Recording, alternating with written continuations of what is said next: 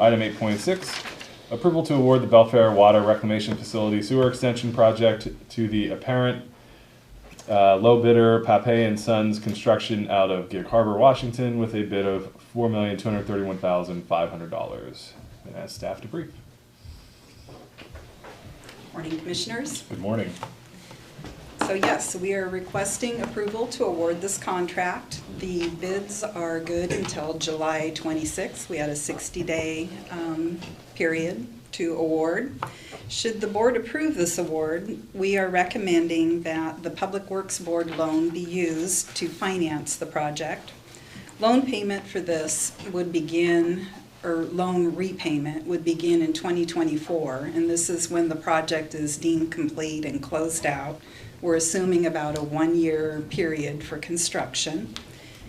Payment has been estimated to be on the range of $235,000 to about $251,000 per year, and staff is recommending that this be paid out of REIT 2.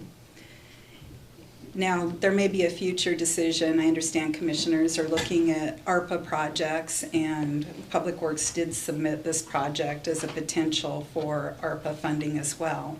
But that could certainly affect what the loan amount is, should you decide to proceed this morning, commissioners. There's existing debt on the Belfair sewer system, as you're aware. This debt will be paid off in 2027. That is the last payment for our current debt. So if you decide to proceed this morning, there will be 4 years when we've got the current debt that it needs to be paid, plus repayment of new debt. And that would be approximately $1.18 million per year for that 4-year period. And then again, after that, on the order of $235,000 to $250,000 per year. I'm going to leave it at kind of short and simple at this point, commissioners, and open it to any specific questions that you may have, or if Mark or Richard have any. Richard has kind of a nice synopsis of the alternatives, if you like, commissioners. We did talk about just what does it look like if we do nothing financially. We looked at a couple scenarios for taking a look at a combination, just for example purposes, of a $5 million loan through the Public Works Board versus a $3.5 million loan and $1.5 million with ARPA. And happy to recap kind of what the end game is of that. So over the history of debt repayment, what does that look like? And certainly Richard can give a quick recap of that. If you like. Here, I got a copy for each of you. I just made this morning. Otherwise, I'd have got it to you much sooner.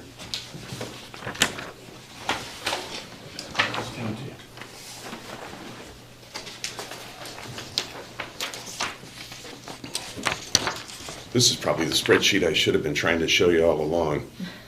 This is actually, if you just add up the end of that giant spreadsheet, this is how it really works out. In the amount of REIT and 09 we would be using for that entire period, well, this is for a period of 2022 through 2048, where the other loan at its worst possible option would be paid off. So really, if we don't do an extension, we don't have any rate increases, we just keep everything the same through 2048, it's estimated that we'd still be using like $13 million plus in REIT and $3.789 million in 0.09 tax, which would still, we would still be trying to figure out we're at a $2.2 million deficit still at that point, and that's taking into consideration all those factors of the general sewer plan and capital improvement programs. So if you go down below that to Public Works Board funding option B, the 20-year loan at 0.54% interest, you can see those same amounts of REIT 09 and deficit. Well, actually they're different amounts for each one.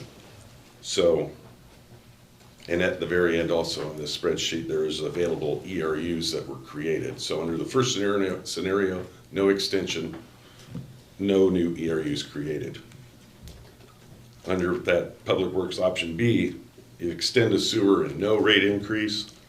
It's estimated that you'd still be using 17 million plus in REIT, 3.6 in '09 with a $3.35 million deficit. 2,000 ERUs created and available. Extend the sewer rate and you extend the sewer, your rate increase is 1% greater than inflation, you'd be using 5.7 in REIT, 2.7 in '09, and you'd have a $279,000 surplus. So you follow it down, extend the sewer, the max tolerable rate with an annual CPI rate increase, 4.8 million in REIT, 2.8 in '09 with nearly $500,000 surplus. And so that's kind of how it goes. The one below Public Works option A is a 22-year loan. Same sort of deal, 17.179 for extend the sewer, no rate increase in REIT used, 3.8 in '09 with a 3.1 deficit at the end of all that. So 5.2 for the sewer, extend the sewer rate increase of 1% over inflation, 5.2 in '09 used, 3.3 in .09, and a $220,000 surplus. 2,000 ERUs created. And finally, the last, extend the sewer, the max tolerable rate implemented at the beginning with an annual CPI rate increase. You'd use $4.8 million in REIT, $2.8 million in '09, and you'd have a deficit, or you'd actually have a surplus of $283,000. Richard, real quick, can you just say again what MTR stands for? Maximum tolerable rate. Okay. Yeah, and that MTR is like implemented next year. That's how that spreadsheet was set up. And I'm not saying that we're doing that. I'm just saying that was the scenarios that I set up and just ran. Gotcha. Okay. Question another one? Yeah, explain to me, you've captured over the side 2,000 ERUs. What is that? And what are you basing that on? I'm Are you basing saying that. we're gonna get those? No, that's what's created and available for hookups. You're saying we have none now. I'm saying that Is it up above? there's no none extension? above the rail line where there's no sewer, there's no ERUs if we don't, if there's no extension, there's no. Okay, so you're only talking above the rail line, you're saying this would be the ability to hook up 2,000. What did the land mass show that it's possible up there? That's taking in if PSIC hooked into it too. That's how much hydraulic capacity would be available in those lines north of the rail lines. Okay. Where it comes from, I have no idea. Whether it's on the other side of the SR3, could be some brought in from there. It serves the northern portion of the UGA and a portion of the southern part of PSIC. So basically, though, you're not saying we get any of these, we just. It's just that would a possibility. Okay. Yeah, I'm not saying that anything's, I don't know. That's all another thing. The spreadsheet was run up only with what I know, only with what's in the hopper of being hooked up and has a significant investment already. And that's a development that's occurring on Olympic Ridge. Yep. Yeah, so all the extras we have now is the development that's already occurring. Yes. Commissioners, any other questions for Richard or Loretta? Okay. Any members of the public in the room have questions for Richard or Loretta? Okay. Any members of the public on Zoom have? Need to get that. Tell me that we're having a hearing. I see, Greg, you have your hand up. Greg, do you have a question for staff? I do. I was wondering if we do nothing but just since Olympic View and Olympic Ridge are being developed and we're going to be getting a lot of ERUs from them, would the sewer be self-sustained? I mean, would operation and maintenance be able to be done by the ratepayers of the rates that are collected once all the units are online, that they've all paid their hookup fees, they're all operational. Would the sewer be able to be self-sustaining? Only for a short period of time. Without rate increases, the inflation would catch up and pass it up. But what I mean, I should have probably asked the question different. If we did nothing but just allow periodic rate increases to keep up, would we be able to? Would the sewer be self-sustaining? Would it be able to survive on what the rates are? The rates as they're coming in. The ERUs that would be added. Yeah, it would pay for the O&M. And again, but the capital portion, the debt payment, it wouldn't meet that. Okay, but now if more capital needed to be spent to sustain everything that, that would include Olympic Ridge and Olympic View, would you be able to take that out of is the scope of the loan that you're seeking, would that also be able to pay for that? Or is it only for the extension itself? Scope of the loan, it would just be for the extension itself. The capital money that would have to be spent, would it have to be borrowed from another loan, or you'd have to find some other way to come up with it? Is that correct? It would be either using 0.09 or REIT. Okay. All right. Thank you. Grants. All good, Greg? Yeah, I'm good. Okay, thank you. Any other members of the public on Zoom have questions for staff?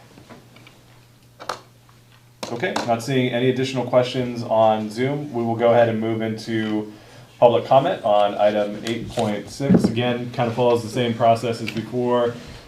We'll start with folks that are in the room. Raise your hand to get my attention, and again, just try to keep your comments concise to about that 3 minutes so we can allow for as many people to comment as we would like, as they would like. With that, we'll open it up to the room for public comment. Okay. Hi, Commissioners. My name is David Overton. Happy to be here today. I see your occupancy says 40. I think on your near-term capital budget allocation items, you may want to look at expanding this room, because I imagine you're going to get more people now that we're excited to be back together. I wanted to speak to you briefly on this project and commend the time and effort that staff has taken for briefing it. I've reviewed the majority of the documents, and it's good to see the state and local jurisdictions as well as your county staff recommending preferred alternatives to move forward with this project. As we have done before with some of our lands inside the urban growth area, with both the Olympic Ridge project that's bringing 144 homes and the Olympic View project that's bringing 230 apartments to the UGA, we're excited for economic development opportunities inside the urban growth area. If we don't have utilities in the area, we won't be able to compete with other jurisdictions for opportunities. We've been a longtime partner with Mason County EDC to recruit businesses and grow our existing businesses in the area. There are very few places in Mason County that you can do this. In North Mason, we have almost all the utility capacity that we need to be more competitive than other neighboring jurisdictions. So we're excited to work forward with this. Staff has been great to work with, and I'm happy to answer any questions that you have, but I feel like I've been doing that for several years, and more recently answering some very unique questions about our involvement in the project. We, like anyone else, are working with staff and are excited to support this if it does go forward. Thank you. Thank you. Any other members of the public in the room have comment on item 8.6? Okay. Moving on to members of the public on our Zoom. Again, if you'd like to make comment on item 8.6, go ahead and raise your hand on the Zoom or unmute yourself or turn your video on and otherwise get my attention. Okay, seeing no comment on Zoom. Mackenzie, did we receive any written comment on item 8.6? No, we did not. Okay. So with that, I will close public comment on item 8.6 and move into commissioner deliberation or motion. Mr. Chair, I move that we award the Belfair Water Reclamation Facility Sewer Extension Project to the apparent low bidder, Pape and Sons Construction out of Gig Harbor, Washington, with a bid of $4,231,500. Is there a second? I will second that motion. It's been moved and seconded to award the Belfair Water Reclamation Facility Sewer Extension Project to the low bidder, Pape and Sons Construction out of Gig Harbor, Washington, with a bid of $4,231,500. Commissioners, any discussion on item 8.6? Yeah, I'll go first.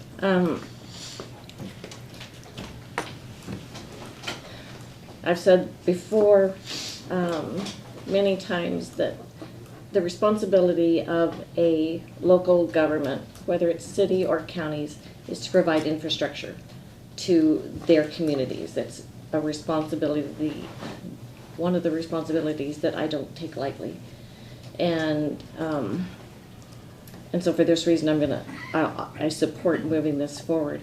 That we have other options. I know that I don't want to add more debt. I mean, I don't even like credit card debt. However, I also sit on the Public Works Board for the state, and this is what we do.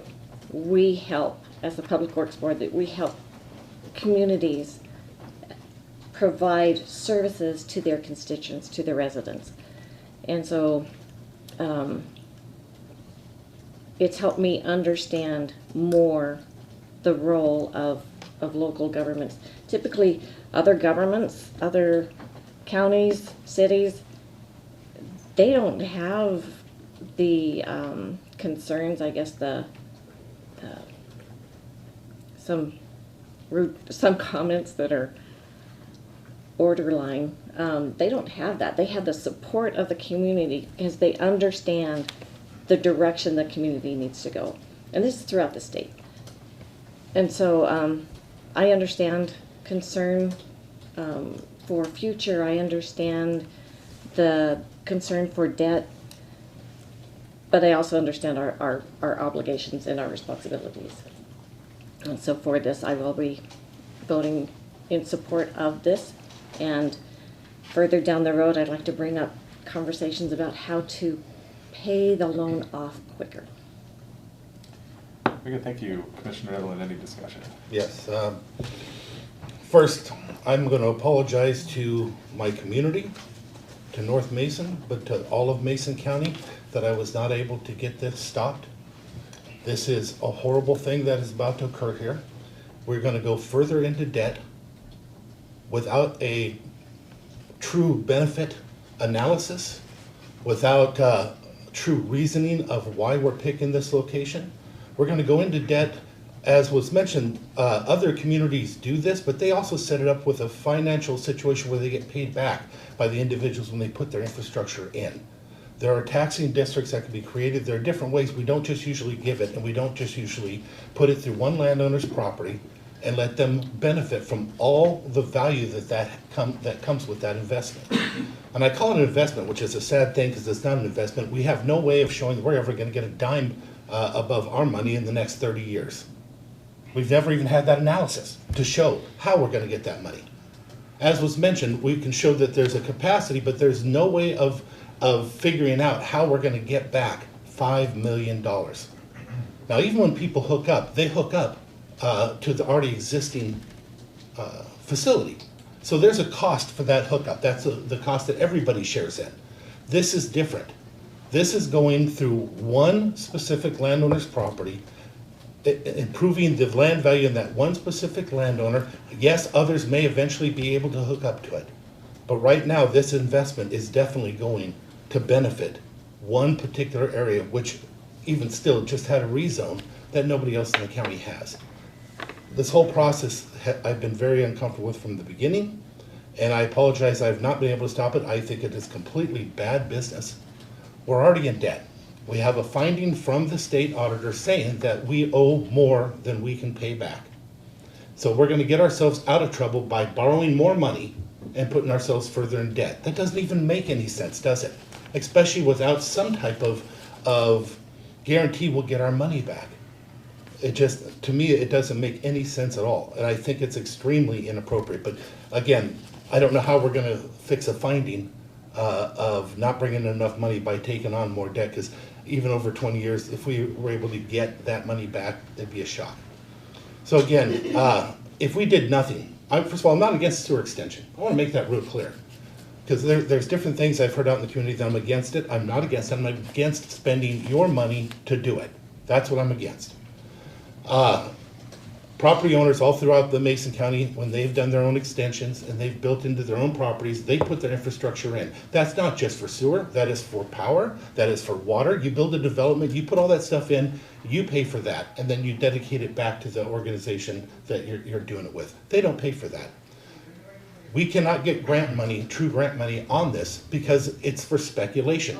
Counties also do not do speculation. And that's why the governmental entities do not give us money for that. So although it was mentioned that this is what government does, this is not what government does. Government can put in sewer, and if we did, we should put it right down the middle of the road so that everybody could access it. Another thing, borrowing money.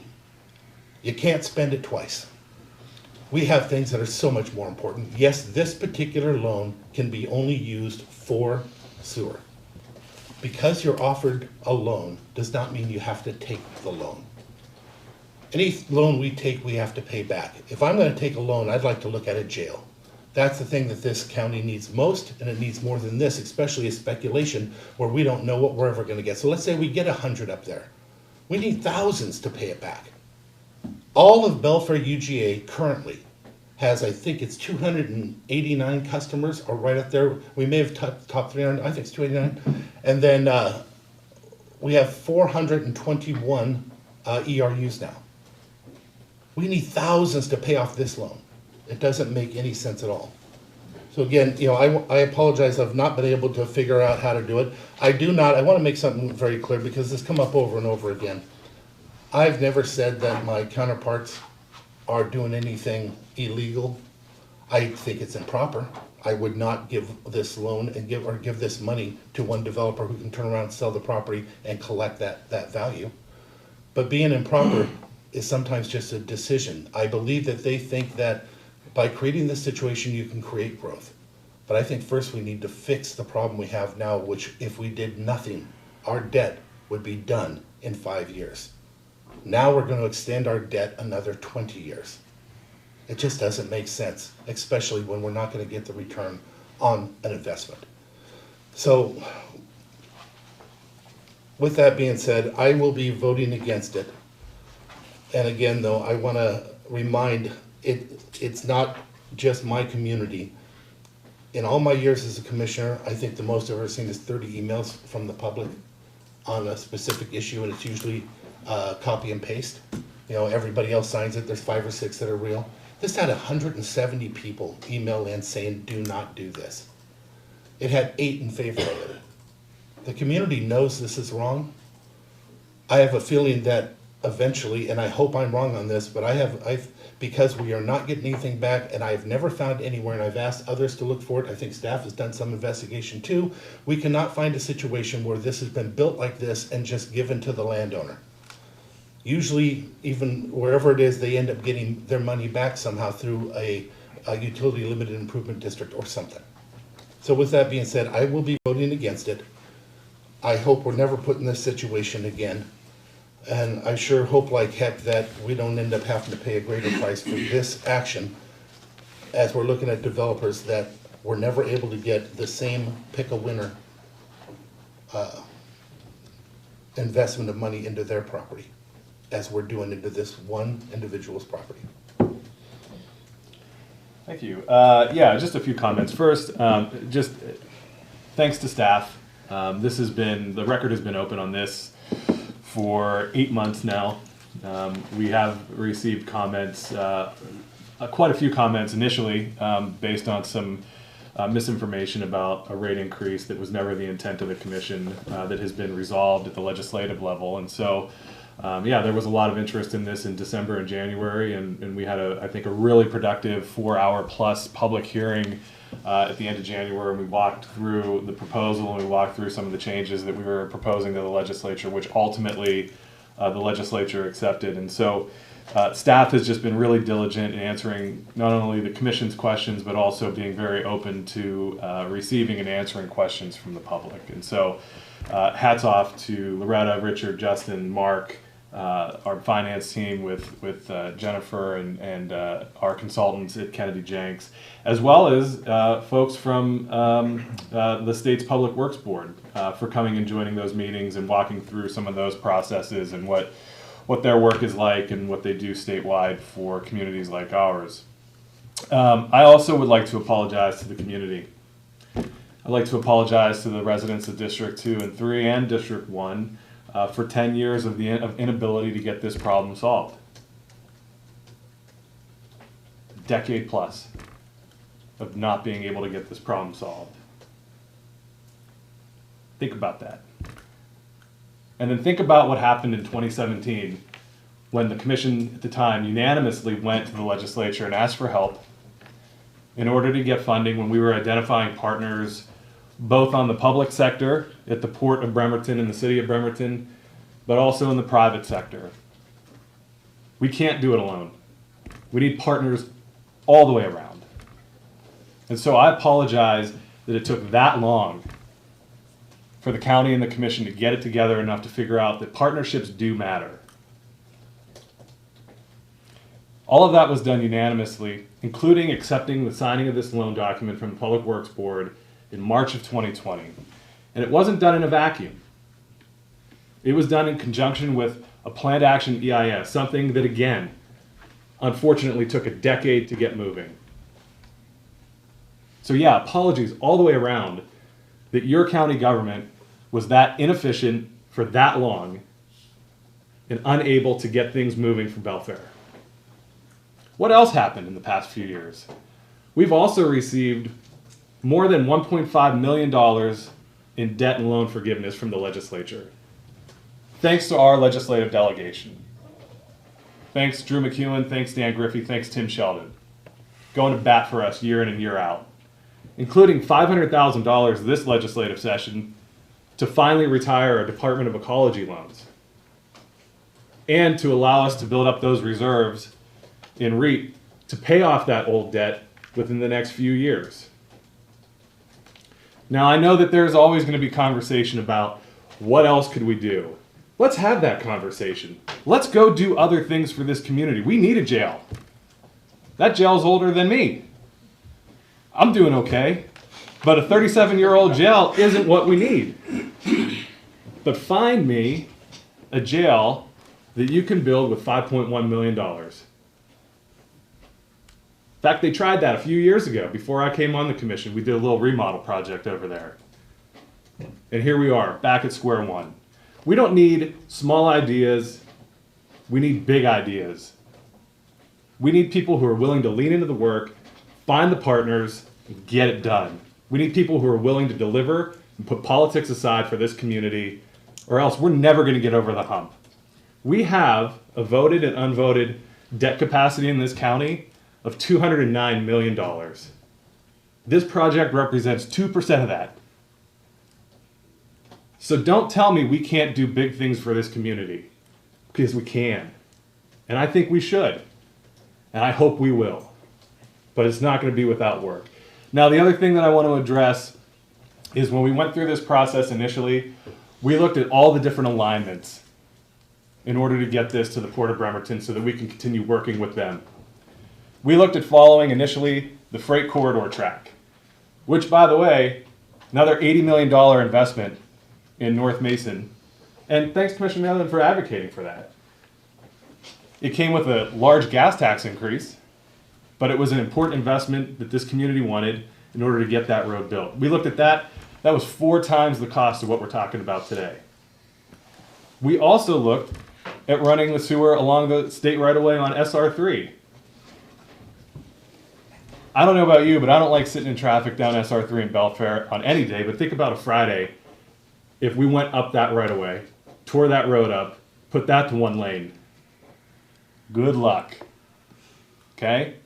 We looked at these ideas, and this one was the one that made the most sense from a feasibility perspective, from a financial perspective, from a potential growth perspective. And we're actually seeing that being borne out by 344 single and multifamily homes being built on the ridge. This is not the last step in the plan for growing Belfair and growing Mason County responsibly. It's not. We still have more work to do. There are other areas of the UGA that need to be serviced, that deserve to be serviced. And if those folks have projects, our doors are open. I've met with them.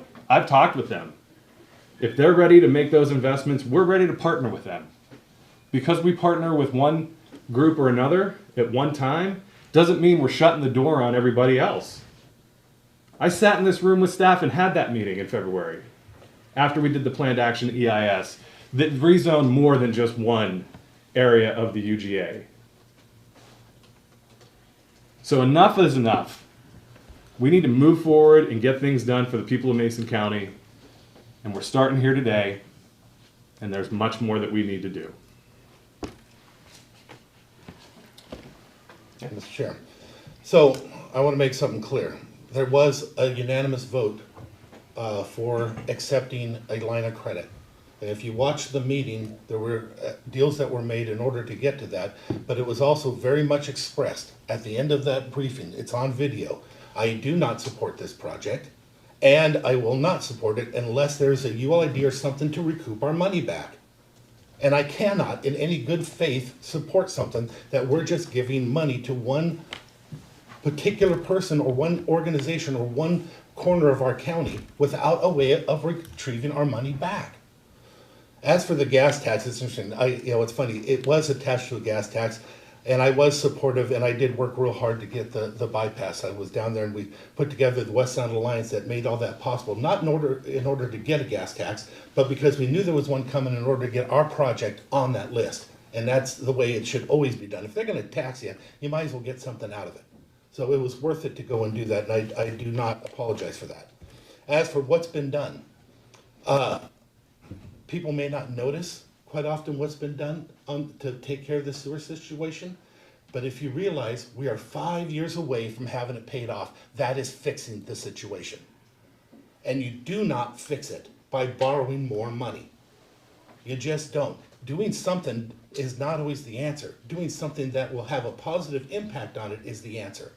Expending money out, not taking money in. Expending money out so you get a little bit in. And as for the 344 homes, that is such a benefit, I want to point out that yes, it is a benefit to this system. And they paid for their infrastructure themselves. Just like every other developer in this county. Lakeland Village, the different places out there like Beards Cove, Lynch Cove, all of them put in their own infrastructure, because that's what you do. I don't understand how we can say that that's such a benefit when they do their own work, but we're going to be okay and just give this one particular person, this one particular land owner or development, all this money without a possibility of getting it back through some type of ULID. And it is debt.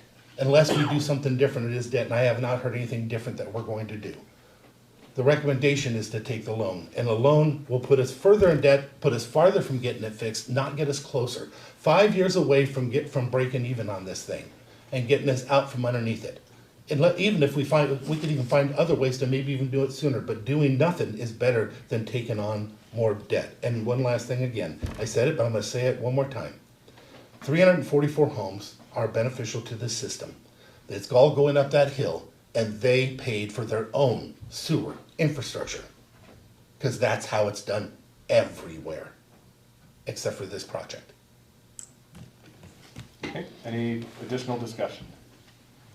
Okay, hearing none, I'll call for the vote. All in favor say aye. Aye. Aye. All opposed? Nay? And motion carries.